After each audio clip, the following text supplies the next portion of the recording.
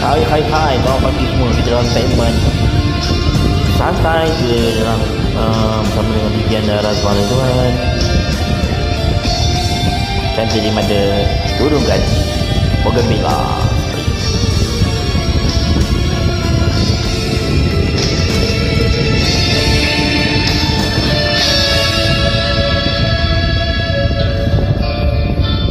Di villa indah ini pernah menjadi saksi tamasya yang gemilang, suasana meriah termetri di hatiku.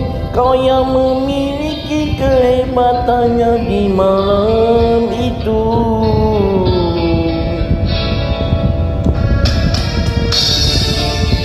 Bila menyepi, kenangan pun bertemu. Wajahmu menikam memperlahankan waktu. Aku pun hilang arah kerana di sini bermulanya cintaku padamu.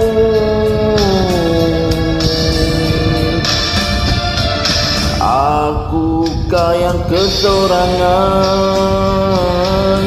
ditimpa percintaan dan manisnya yang mendera. Berikan kesempatan,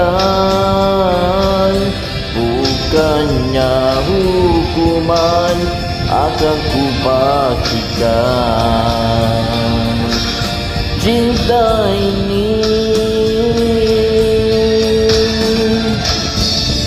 andai dibiarkan ia usah diterangi, malam bulan akan tinggal bayang kekosongan. Terserahlah kepadamu, atau ku biarkan ia usah ditemani unggas malam hingga diam kenangan tenggelam bersamamu selama-lamanya.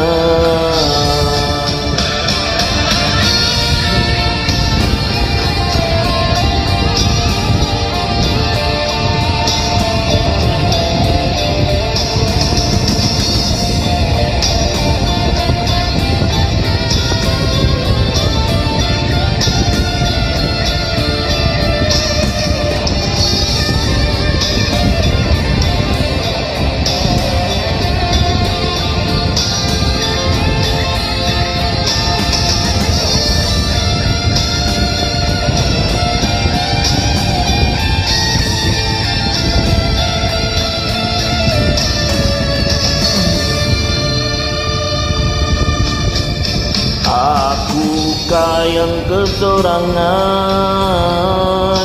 ditimpa percintaan janji manisnya